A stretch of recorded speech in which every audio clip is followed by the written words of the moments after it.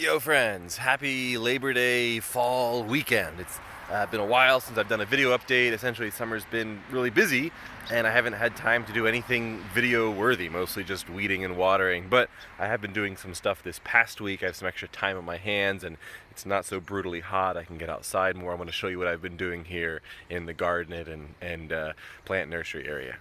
So I feel like I'm still in a stage of life of just establishing. This past spring, I spent most of my time installing this fence so that for the first time being on this property, I could actually grow vegetables in this space. I grew more tomatoes and beans than I knew what to do with. It was a lot of fun to actually grow stuff. But as the main summer veggies are dying down for the year, I wanted to take advantage of this cooler weather before the ground freezes to really start reshaping the garden and building it out the way I want it to be for the long haul. I know that my time is going to be limited, especially in the summers when I'll be pretty much full-time stay-at-home dad. We'll go on summer vacation and stuff. So I wanted to set everything up in a way that I think it's going to be pretty easy to maintain and take care of. So I started to really take a look at how professional market gardeners do things. These are people who take an area about what's in my fence here and can just about make a full-time living, 30, 40 grand off of growing in this space. So what are they doing to maximize harvest and maximize the use of their time? And what I have found, pretty much everyone is doing these long, straight, raised garden beds. The long straight beds are easier to work with just because you can use a seeder to grow straight rows of crops.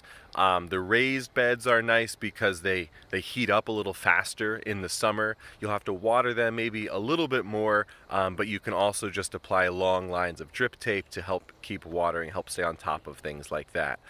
There doesn't really seem to be any agreement on width. I've chosen the widest possible bed that I have seen anyone work with, and that's 4 feet wide. You don't really want to go any wider than that, or else it becomes really difficult to reach across to do weeding, and also it can stop you from hopping over the beds. I don't think my wife or many other people could hop over these beds, but I have really long legs, so a 4 foot wide jump, no problem for me.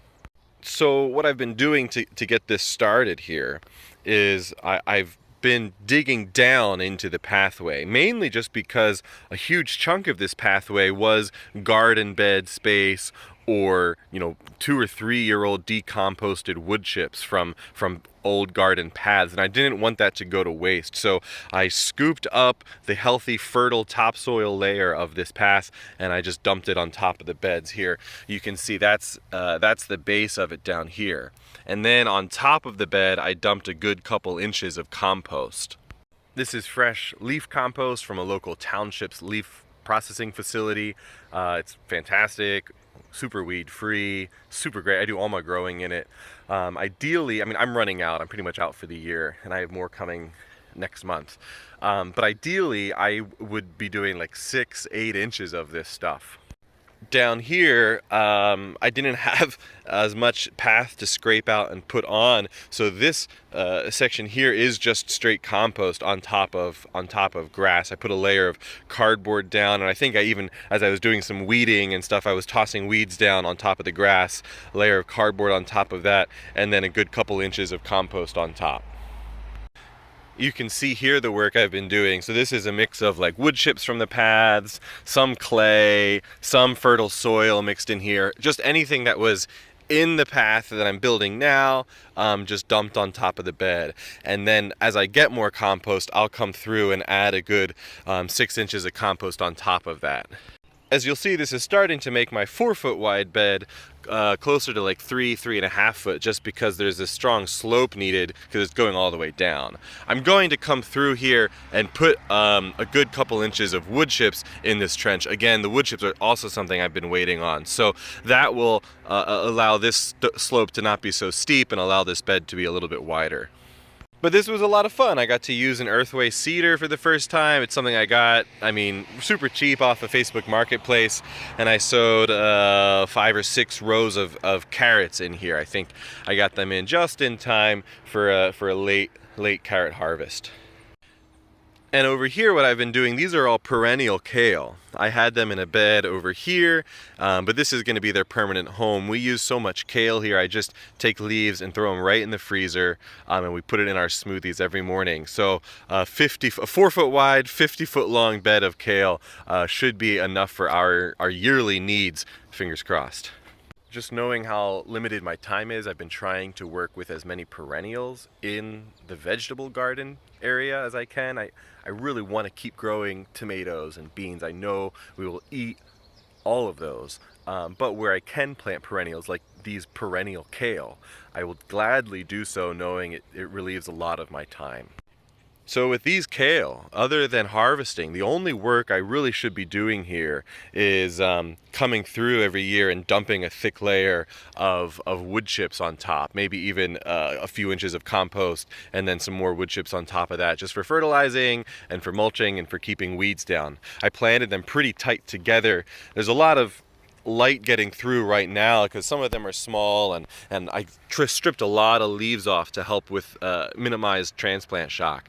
But as these start to fill out, there's really not much light that's entering the floor here, and so weed pressure is kept really low. A thick layer of compost and mulch helps keep weed pressure low and helps minimizing the watering that I have to do. So the end goal vision here is going into spring. I should have a 1, 2, 3, 4-foot wide, about 50-foot long beds. I'll have another bed here marked out 4-foot wide and slightly less than 50 feet. And then this bed here, 4-foot wide and probably maybe 20, 25 feet. Just because of the way the curve of the fence is and everything. I wish they were all the same length. It would make easier if I start using things like, hoop houses or low tunnels or fabric row covers, but whatever. It's fine. It's the space I have, and I'm making use of it. So talking about using perennials here, I'm also thinking about planting asparagus in the shortest of these rows, the 25-foot long row. That might be too much asparagus, so maybe I'm going to plant half of it with that, and then I'll have half of the row left to do things like lettuces and such. I just know that asparagus I haven't had to do anything with. Very little of my time has been put towards taking care of this year, and I also know that I will eat a lot of asparagus in the spring. It's so nice to have fresh greens from the garden early spring, and so I always eat all of that, whereas this time of the year sometimes I'm just kind of overwhelmed with the garden and am happy to let some things kind of rot. So the asparagus I know I will eat all of, and it's an easy thing to take care of. This summer I was growing beans that were vining up this fence here, and I realized I just the bush beans I had in a small section, not even close to the amount of space I would have in one of these beds, were enough to feed us for the year. So I think we're really happy with that. I don't need that extra space vining the fence. Plus, it started to hang on the fence, and I feel like in a few years, as the fence starts to degrade, it might start ripping holes or tearing down the fence. So I think I'm going to avoid doing that here going forward. Instead, what I'm thinking about doing is taking this row of heritage everbearing raspberries and digging these up and moving these along a huge chunk of the fence. So they'll make another nice visual barrier. They'll get higher than this and bush out more than this. And so I think, over here I have a 100-foot row of blueberries lining the fence. And so here, another 100 feet, I'm thinking of having maybe a huge chunk of it raspberries and a huge chunk of it maybe some other berry crop or grapes or honeyberries, something like that. One other benefit of these kind of trenched paths that I'm interested in checking out is that I get a lot of water pooling down this hill, and it kind of just sits here in this area, and I've seen it sit here too. So I'm kind of wondering, even if I put a couple inches of wood chips down here, there'll still be space for water to come and sit in the paths, and it usually dries up within 24 hours, so it wouldn't really slow down my gardening when we get a heavy rain. But sitting in the path would allow it to soak in, and even lighter rains, it would kind of hold here, soak in, and water the beds from underneath, and also prevent the water from pooling where the garden beds themselves are. I also experimented the other day with watering purposely using this technique. Quantity of water is no problem for me because I have this creek running and a really cheap very little electricity use pump that I can use. So I pumped and ran a hose up and just let water, you know, run out of the hose and sit in this trench for a couple hours, and that was cool. It seemed to work well. It seemed to slowly start to fill things up enough and then water the beds from underneath. So that'll be a watering strategy I might use or toy around with some next year, where I can just like drop the hose, plug the pump in, and walk away, and that's my watering for the week. We'll see if that works out. This is what everything was before, just these like boxes with soil, raised boxes with soil in, and so I just waste a lot of space on paths, and so I think this is using and maximizing the space as much as possible, and I have a lot of good soil to use as I'm digging this up and putting it onto beds. So hopefully in a couple of weeks I'll finish setting up these beds, and then that would lead me to the plant propagation, the tree nursery area here. These boxes are all pretty set. They're not going to be moved for another month or two until I can dig these trees out. But then I'm thinking about setting the boxes up, having them go in this direction along with the bed. So there'll probably be a space here for me to walk, and then rows of tree boxes here. Trying to set everything up so it's wide enough for me to just run my push mower through. So a huge chunk of my weeding will just be like running the push mower through the garden, running the weed whacker through to edge things in the garden, and then that'll take care of a lot of things in the garden, I think. I was doing some of that this year in the areas where it was set up that I could do that, were just way more easy to manage and take care of than other areas. So everything is built to size. As for the tree nursery, things are really trucking along here. Huge pile of June berries. These are some really awesome select variety hazelnuts, select variety northern hardy pecans, hazelnuts, a whole bunch of pawpaws.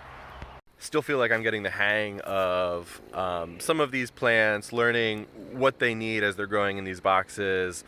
Still testing around some new strategies for stratifying the seed and collecting and storing the seed over winter.